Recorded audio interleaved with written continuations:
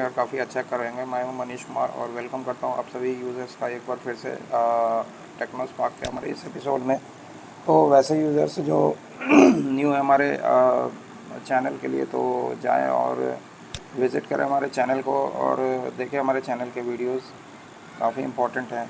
तो आज के इस एपिसोड में गाइस हम डिस्कस करेंगे किस तरीके से हम किसी भी फोल्डर लोकेशन से पे जितनी भी फाइल्स है उसको किस तरीके से अपने एक्सेल के अंदर एक्सट्रैक्ट करके उसको देख सकते हैं।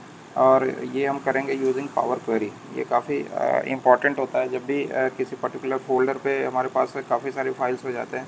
तो रेदर देन मैनुअली हमें उस लोकेशन पे जाकर देखने के बजाय हम उसको पावर क्वेरी के थ्रू अपने शीट्स पे लाएंगे और शीट्स पे इजीली हम उन फाइल्स को देख सकते हैं। ठीक है, तो एक नया शीट ओपन कर लेता हूँ और यहाँ पे हम चले जाते हैं अपने डेटा पे।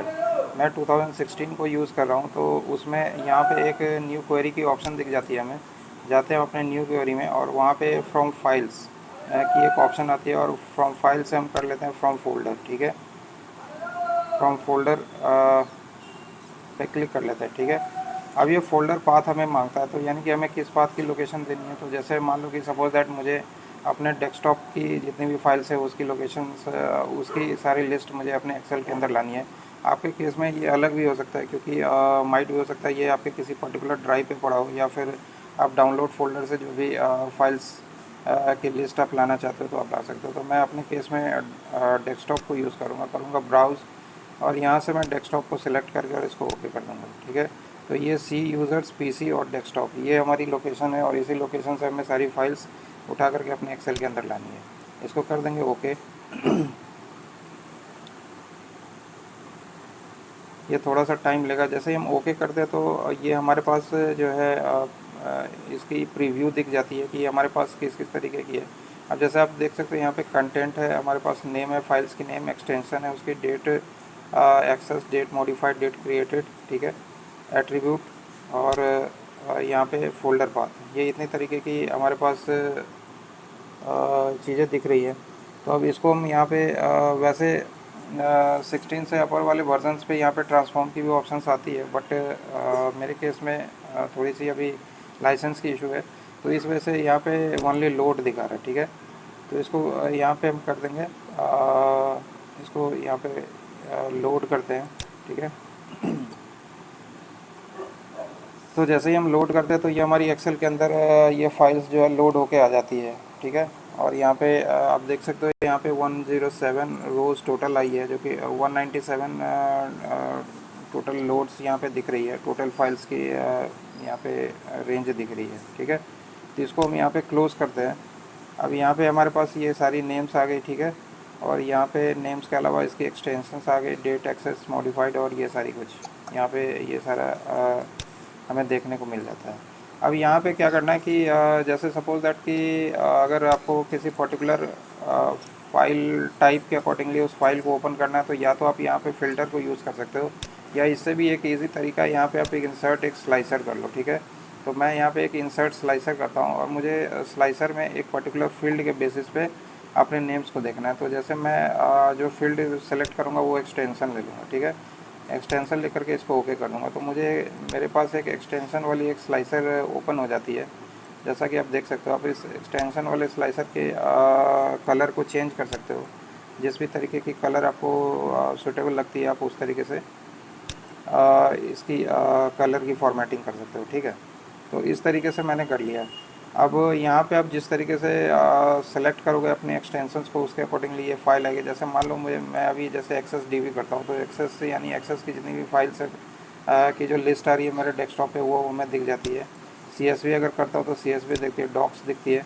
इसी तरीके से मैं अगर एक्सेल करता हूँ तो ये सारी एक्सेल की फ़ाइल दिख जाती है। ठीक है, तो ये सारी फाइल्स आप इजीली यहाँ से निकाल सकते हो। यहाँ पे इसके नेम्स को देख सकते हो और फोल्डर पाथ देख सकते हो।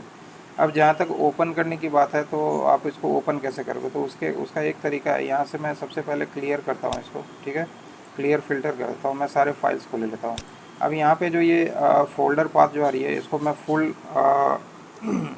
फुल पाथ करके एक नया कॉलम ऐड कर देता हूँ, जहाँ पे हम इसकी फुल पाथ ले लेंगे।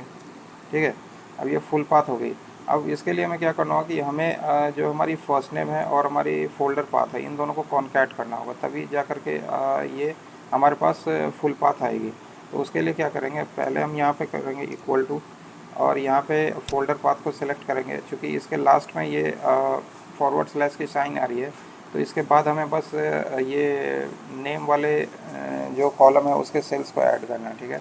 तो यहाँ पे इक्वल टू ये कर लिया, सेलेक्ट कर लिया, और यहाँ पे कर देंगे एंड का साइन यूज़ करेंगे, और जो हमारी A2 सेल है इसको सेलेक्ट कर लेंगे, ठीक है, और एक बार इंटर कर देंगे। तो जैसे ही इंटर करेंगे तो आप देख सकते हो हमारी जो है पूरी पाथ आ गई है विथ हमारी फाइल नेम्स, ठीक है। जितनी भी हमारी ये फाइल्स थी उसकी सारी नेम आ गई है यहाँ पे हमारे पास, ठीक है। तो अब मुझे इसको ओपन करके देखनी है। तो जैसे मान लो कि यहाँ पे जो मैंने स्लाइसर लिया है, इससे मैं यहाँ पे एक्सएलएक्स वाली जो भी है फाइल या फिर पीएनजी वाली जो भी फाइल है, जिस तरीके की फाइल आपको देखनी है वो उसको आप सेलेक्ट कर लो। जैसे मान लो मैं अभी के लिए एक्सएलएक्स वाली जो भी फाइल है, ठीक है, ये मैं इस फाइल को सेलेक्ट करता हूँ, ठीक है। तो अब ये हमारे पास इधर फोल्डर पाथ खुल के आ जाती है। अब इसको हम देखें कैसे, ठीक है।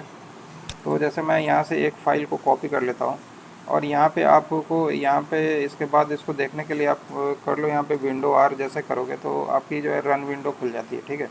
और यहाँ पे उस वाले फाइल को कॉपी करके आप यहाँ पे डाल दो और इसको ओके कर दो, ठीक है। तो जैसे ही ओके करोगे तो ये आपकी फाइल जो है, जिस भी तरीके की फ़ाइल है आप यहाँ से इसको ओपन कर सकते हो। जैसे मान लो ये मैंने एक ओपन कर लिया, ठीक है। कुछ फाइल्स मैं और भी ओपन करके देखता हूँ ये, और उसको जो है ये जो विंडो आर वाली रन वाली जो कमांड है उसको आप अपने टास्क बार पे एज अ पिन भी कर सकते हो। जैसे मान लो कि ये यहाँ पे विंडो आर मैंने किया, ठीक है। ये जैसे विंडो आर करते हैं तो यहाँ पे जो है ना हमारे पास रन विंडो दिख जाती है। यहाँ से आप इसको, अभी तो ये अनपिन है, आप यहाँ से पिन करके इसको अपने टास्क बार पे भी रख सकते हो। क्योंकि वो इसलिए कि जैसे मान लो कि आपको ओपन करनी होगी तो यहीं से रन विंडो को क्लिक करोगे और यहाँ पे उसका जो भी पाथ है वो डाल के और इसको फाइल को ओपन कर सकते हो। तो आप देख सकते हो इस तरीके से ईज़िली आप अपने सारे फाइल्स को यहाँ पे ओपन कर सकते हो, ठीक है। अब जैसे मान लो कुछ फाइल्स और भी मैं आपको ओपन करके दिखा देता हूँ रन विंडो के थ्रू। यहाँ पे मैं करता हूँ इंटर उस फाइल को, और यहाँ पे क्लिक कर देता हूँ। तो इस तरीके से ये फाइल्स हमारे पास ये सारी ओपन होके आ जाती है, ठीक है। अब यहाँ पे फाइल टाइप मैंने एक्सएलएस लिया है, मैं कुछ और भी फाइल टाइप से कर सकता हूँ। जैसे मान लो ये पीपीटी है, ठीक है, तो मैं पीपीटी को भी ओपन करके देख लेता हूँ ये खुल रही है नहीं खुल रही। यहाँ पे मैंने रन विंडो को ओपन किया, कंट्रोल भी किया और इंटर कर दिया।